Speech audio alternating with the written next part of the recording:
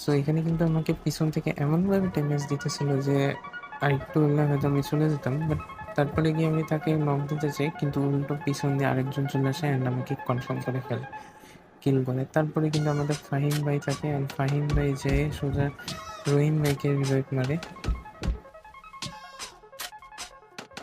তো এভাবে কিন্তু তাকে রিভাইভ দিয়ে ফেলে রহিম ভাইকে, অ্যান্ড তারপরে ফাহিম ভাই কিন্তু সোজা সামনে যায়। যাওয়ার পরে দেখে কি তার উপর দিয়ে একটা এনিমি রাশ মারে, রাশ মারার পরে তাকে কিল করার চেষ্টা করে, বাট করতে পারে না। পরে সোজা রাশ মারে, রাশ মেরে কিন্তু একটা শট লাগে নেই, পরে গিয়ে কিন্তু কিল মারার চেষ্টা করে, তারপরেও লাগতেছিল না, অ্যান্ড পরে শেষ পর্যন্ত কিলটা হয়ে যায়।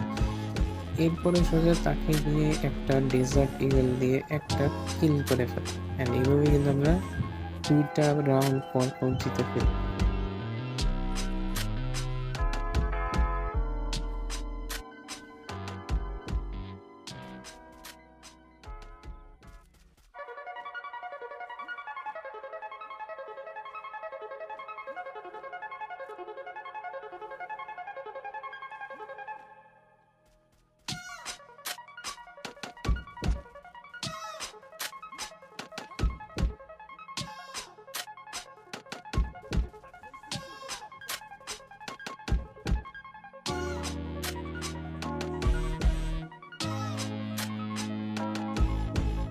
এখানে যে এয়ারড্রপ আছে, এয়ারড্রপের সামনে কিন্তু একটা এনিমি থাকে, আমি তাকে নক দিয়ে ফেলি, কিন্তু সে আমাকে উল্টা এমন ড্যামেজ দেয় যে আমি নক হয়ে যাই।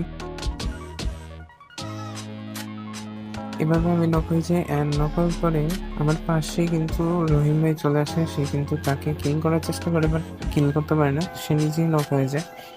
এরপরে ফাহিম ভাই আসে, সে কিন্তু আমার কাছে এসে রিভাইভ দিতে গেছিল, বাট রিভাইভ দেওয়ার সুযোগটাই পায়নি, অ্যান্ড সে নিচে যায়, অ্যান্ড নিচে যেয়ে কিন্তু সে কিলগুলো করে এই রাউন্ডটা জিতায় ফেলে আমাদেরকে।